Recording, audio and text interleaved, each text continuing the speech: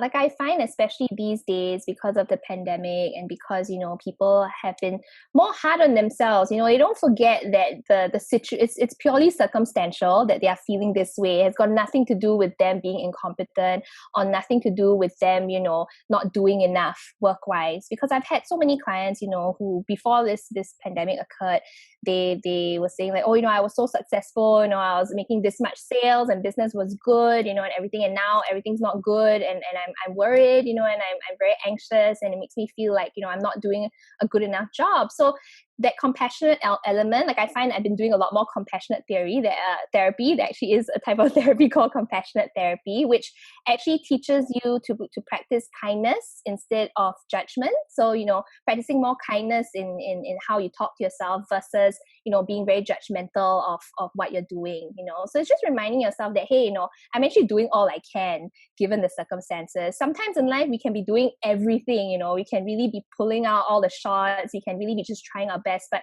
unfortunately, if we have unrealistic high expectations or if circumstances, don't allow for it, we may not actually get the desired outcome, but it's not a reflection of your worth. It really is just a reflection of the circumstances that we're in, and that's it, but it shouldn't take away the amount of effort that you've actually put into whatever it is that you're doing. So yeah, definitely being compassionate, practicing kindness, not being so hard on yourself. I think that is one of the life lessons I've learned for myself as well. It took me the longest time to learn because when I was a kid, typical Singaporean, right? I was so driven by the validation of others. You get good grades, it means you're worth. You get a good job, it means you're worth. You get the biggest present in a party, you're the most popular. So, so that was how I was driven when I was younger, and it's taken me the longest time to realize that we cannot be so driven by external validation all the time, because what happens if it goes away? Like what happens in a zombie apocalypse? Right.